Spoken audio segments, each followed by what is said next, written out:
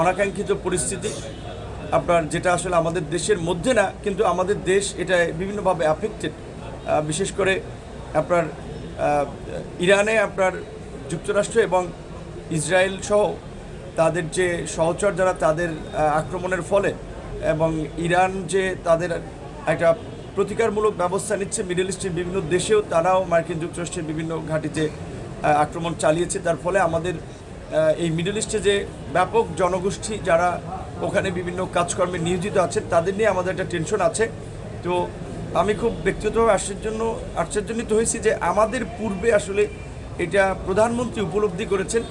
আমি প্রধানমন্ত্রীর পক্ষ থেকে ফোন দেওয়া হয়েছে যে এই বিষয়ে খোঁজখবর নেওয়ার জন্য এবং আমাদের কী করণীয় সেটা ঠিক করার জন্য।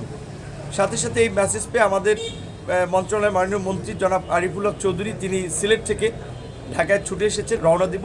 তো ইতিমধ্যে আমাদের পক্ষ থেকে যে ব্যবস্থাগুলো নেওয়া হয়েছে, গতকালকেই প্রধানমন্ত্রী প্রবাসী কল্যাণ ও বৈদেশিক কর্মসংস্থান মন্ত্রণালয়ের সংশ্লিষ্ট মন্ত্রী, প্রতিমন্ত্রী, গুরুত্বপূর্ণ ব্যক্তিদেরকে দিক নির্দেশনা দিয়েছেন, ফরেন মিনিস্ট্রিকে এটার সাথে কানেক্ট করে জয়েন্টলি কাজ করে প্রথম হচ্ছে আমাদের দেশের নাগরিক যারা এই অ্যাফেক্টেড দেশগুলোতে আছে তাদেরকে নিরাপদ আশ্রয়ের জন্য সহযোগিতা করা, তাদেরকে সচেতন এবং সতর্ক করা। এখন পর্যন্ত আমরা উল্লেখযোগ্য খুব বড় ধরনের কোনো ক্ষতি আমাদের দেশের নাগরিকদের হয়েছে সেই রকমের খবর পাওয়া যায়নি।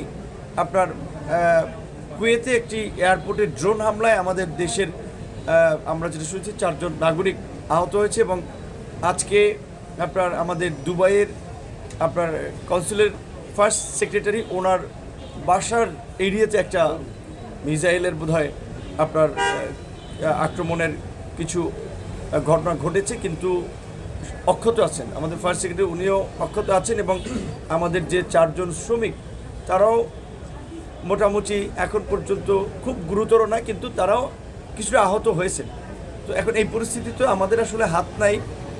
গতকাল রাতে আপনারা জানেন বেশ কয়েকটা মধ্যপ্রাচ্যগামী ফ্লাইট বন্ধ, পরিস্থিতির কারণে বন্ধ হয়েছিল। তাৎক্ষণিকভাবে প্রধানমন্ত্রীর নির্দেশে আমরা আমাদের মন্ত্রণালয়ের একটা লিমিটেড রিসোর্স আছে, আপনার কিছু লোক থাকতে পারে, সিভিল এভিয়েশন সহায়তা করে প্রায় 850 লোককে আমরা রাতে থাকার ব্যবস্থা করে দিয়েছি। এবং আজকে পরিস্থিতি বিবেচনায় কিছু কিছু জায়গায় হয়তো আপনার কিছু ফ্লাইট আপনার মুভ করতে পারে, কিন্তু আমরা আমাদের সম্মানিত নাগরিকদেরকে বলবো যে আপনার আমাদের জীবনের মূল্য অনেক বেশি সময়ের চেয়ে, অর্থের চেয়ে। কাজেই এই মুহূর্তে যখন পরিস্থিতি স্বাভাবিক হবে তখন সরকারের পক্ষ থেকে সামগ্রিকভাবে দিক নির্দেশনা দেওয়া হবে।